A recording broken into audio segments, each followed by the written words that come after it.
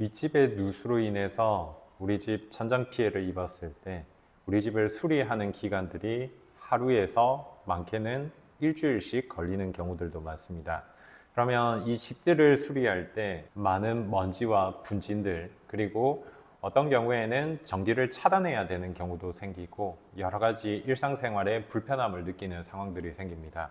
그리고 살고 있는 집일 경우에 특히 짐을 옮기면서 작업을 진행하게 되는데 숙박과 관련해서 문제가 생기는 경우들이 많습니다. 그렇기 때문에 피해 세대에서는 수리를 하는 기간 동안 집에서 잠을 자는 것이 어려운 상황들이 생기게 됩니다.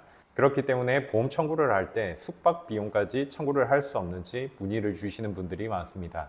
그럴 때 이 숙박 비용이 인정이 되는지, 더불어서 식비도 청구가 가능한지, 그리고 그런 것들이 청구가 가능할 때 어디까지 적용이 되는지, 어떤 서류들이 필요한지에 대해서 좀 살펴보도록 하겠습니다.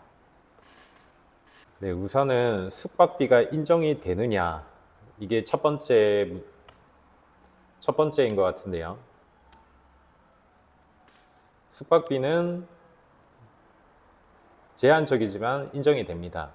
무조건 숙박비가 인정이 되는 것은 아니죠. 어떤 경우에 숙박이 인정이 될까요? 보험회사가 판단하기에 이제 수리를 하는 동안 여기서는 잠을 자기가 어렵다라고 판단이 되는 경우에는 숙박비가 인정이 됩니다. 그런데 보통 방 한 칸 수리를 하는 경우에는 숙박이 인정이 안 되는 경우가 많습니다. 예를 들어서 32평 아파트라고 하면 방 한 칸을 수리할 때 방 두 칸과 거실이 있지 않느냐, 여기에서 잘 수가 있기 때문에 숙박은 인정이 되지 않는다라는 경우가 대부분입니다. 그래서 작은 범위의 수리를 할 때는 숙박이 인정되기가 어렵습니다. 그런데 이제 32평 아파트에서 거실 부분을 수리한다, 거실 전체 수리가 들어간다라고 하면 작업을 할 때 거실에 있는 짐들을 방 쪽으로 넣어야 되는 상황이 발생하죠. 그러면 짐들이 방 쪽으로 꽉 찬 경우 방에서는 잠을 자기가 어렵다라고 인정이 되는 경우라면 숙박이 인정되는 경우들이 많습니다. 그렇기 때문에 이 숙박비의 기준은 집에서 수리를 하는 기간 동안 잠을 잘 수 있느냐가 기준이 되겠죠. 그렇기 때문에 이 숙박비가 무조건 인정이 된다, 무조건 인정이 되지 않는다는 맞지가 않습니다. 그리고 식비는 인정이 될까요? 식비는 인정이 되는 경우가 단 한 번도 본 적이 없습니다. 보통 피해 세대에서 주장하는 것은 우리가 집에서 수리를 하기 때문에 이 밥을 어디서 먹냐, 이 비용을 보험회사가 다 부담을 해야 되는 거 아니냐라고 주장을 하시는데요. 근데 이제 식비 같은 경우에는 보험회사에서는 인정이 되지 않습니다. 보험회사가 주장하는 바는 뭐냐? 숙박이 인정이 되는 것은 집 수리 때문에 잠을 못 자기 때문이다, 요거고, 이제 식대 같은 경우에는 어차피 집을 수리하든 하지 않든 식사는 원래 하시는 거 아니냐, 이게 누수로 인해서 피해를 받기 때문에 식사를 하는 게 아니다라는 자기들의 주장이죠. 그렇기 때문에 식비는 지급이 되지 않습니다. 요거는 저희가 단 한 번도 본 적이 없습니다, 식비가 지급이 되는 것을. 그러면은 이제 숙박비는 얼마가 지원이 되느냐, 이게 조금 차이점이 될 수가 있는데요. 이게 동일하게 지급이 되는 건 아닙니다. 이제 보통 손해사정사들이 하는 말은 이 정도입니다. 자기 집을 기준으로 해서 반경 10km에 있는 이제 숙박업소들의 평균 가격을 봅니다. 주변 평균의 숙박시설의 평균 요금을 기준으로 해서 숙박비를 산정을 하게 됩니다. 보통은 보게 되면은 고가의 지역이 아니면은 일반적인 숙박시설의 금액이 1박에 평균 한 8만 원에서 10만 원 정도, 1박에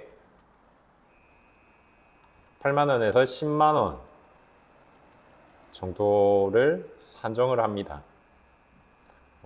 약간 낙후된 지역 쪽에서는 6만 원까지 산정하는 것도 봤고요. 근데 이제 이 1박에 8만 원이라는 건 2인 1실 기준에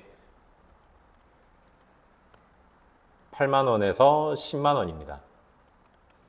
그러니까 이제 우리 집으로 명의가 되어 있는 가족들, 구성원의 수에 따라서 이 지급 비용이 틀려지겠죠. 만약에 4인이다. 4인일 경우에는 1박에 예를 들어서 1박에 10만 원이라고 하면 1박에 20만 원 정도가 지급이 되겠죠. 그러니까 공사를 이틀 한다라고 하면 1박만 인정이 됩니다. 2박이 인정이 되지를 않죠. 그래서 1박에 4인 기준 20만 원 정도를 책정을 합니다. 예를 들어서 5일 공사라고 하면 4일 정도의 숙박이 인정이 되고 1일 20만 원으로 해서 80만 원까지는 인정이 되시겠죠. 그리고 여기서 중요한 건 뭐냐 하면 숙박도 그 금액이 중요합니다. 산정되는 금액이 이렇게 1박의 주변 시설, 숙박 시설의 평균 요금으로 하는데 너무 비싼 숙박 업체를 가시고 그거를 이제 청구하신다면 청구가 되지가 않습니다. 실제로 저희가 수리를 한 집 중에 한 집주인분이 호텔에서 숙박을 하셨습니다. 1박에 40만 원짜리 방을 임대를 하셨었는데 그것 때문에 손해사정사랑 많이 싸우신 적이 있습니다. 물론 전부 지급이 안 됐죠. 그러면 서류는 어떤 것들이 필요할까요? 숙박비를 인정받기 위해서는 수리 업체의 공정표가 필요합니다. 공정표라는 건 첫째 날 공사에 어떤 공사가 들어가는지, 둘째 날에 어떤 공사가 들어가는지, 셋째 날에 어떤 공사가 들어가는지, 이 공정별로 이제 어떤 수리가 며칠 날 들어갔는지를 확인하기 위한 거죠. 그러니까 2박을 인정받기 위해서는 3일의 공정표가 필요한 겁니다. 그리고 숙박 영수증이 필요하죠. 실제로 숙박을 했다는 걸 확인받기 위해서 이걸 청구하는 겁니다. 이렇게만 있으면 숙박비는 인정을 받을 수가 있습니다. 그리고 유의사항은 먼저 손해사정사와 협의를 거치시는 거겠죠.